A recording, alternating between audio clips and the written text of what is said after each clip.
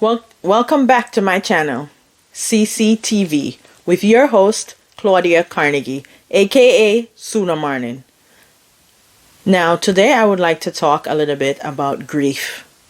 Why are we talking about grief? Because as I said before in my previous video, that this month will pretty much be dedicated to the memorial of my grandfather. So I believe it's important for us to speak on grief and to define grief. Also to try to clarify the feelings that are felt when people are grieving. And I feel that once we understand the process of grieving, then we'll be able to see what's coming next and also to be able to handle it better. So let's begin. What is grief? Grief can be defined as the loss of a loved one, a loss of something that was valuable to you, loss of a pet, loss of pretty much anything that you valued and you no longer have it anymore. That is what grief is. When you lose that thing that you love so much, then you will go into a state of grieving. Now, as long as you're alive, then there are going to be times when you will be losing things. You might lose a job. You might lose, like I said, your pet. You might go through death of a family member, death of your spouse, your grandparents, a friend. So grief is imminent within our life. So learning on how to handle grief and what it is, I believe, is important to help us to be able to handle it better. So let's get into it. I'd like to tell you about the stages of grief. So the first stage you have is that of denial. How many times, or have you noticed that when you heard the news that somebody has passed, that it's like the first thing you want to say, oh no, it can't be true.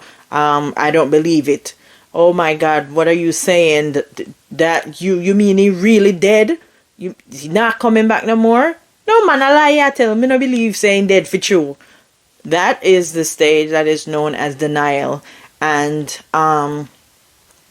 in experiencing loss in my life, I realized that I have experienced denial when I was grieving. Second stage I would like to mention is that of anger. Now, this is where the person will be thinking, how could God take my loved one? How could he allow this to happen? How is it that he just sit back and allow these things to happen in life? Where is God in all of this? You're just angry, and sometimes people even project their anger at family members, at the kids. Because you're angry because you have suffered that loss. And that is the second stage of grieving. And I too have experienced anger when I have experienced loss. So it is normal. It's a normal reaction. As long as we understand what it is that we are going through, I believe that we'll be able to handle it better. Third stage is bargaining. This is where you are saying, oh God, if you would only bring back my loved one, then I won't drink again. I won't smoke again. I won't ever do anything that I'm not supposed to do. I promise I go to church every Sunday. God, if you could just bring back my wife, bring back my husband, bring back my pet, then, I will do everything right. So that is the stage of bargaining. There's also another stage that is known as depression. This is where you start feeling hopeless about the future and not being able to go on without this thing that you lost. Stage of depression, now you're thinking yourself, how can I ever go on without my husband? How can I ever go on without my wife? How can I ever go on without my kid? Whatever it is that you have lost, you're falling into a stage of depression because you're thinking, there is no going on. It's impossible to move on without having this person in your life. And the last and final is that of acceptance. Now, here's where you're saying to yourself, well, he or she has already passed. My loved one has passed. I've already lost a job. I've already signed the divorce papers. It's done and over. What am I going to do now? This is where you're planning on picking up the pieces. You're accepting that you have lost this person or thing, and you're then seeking ways in which to move on with your life. And that is the acceptance phase. Just coming to awareness that this valuable thing or person that you had is no more. It is important to note that everyone grieves and everyone grieves differently. There is no specific way for grieving. Also, there is no specific order. I have listed the stages of grieving in order. However, it doesn't mean that everybody is going to grieve in the same order.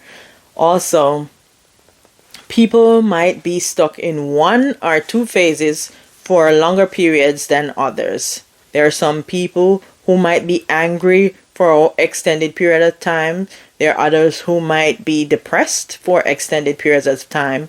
If you are going through grief, now that you know the stages of grief, then you might be able to identify if you are stuck in any one stage of grief and then be able to seek help. There is counselors available online.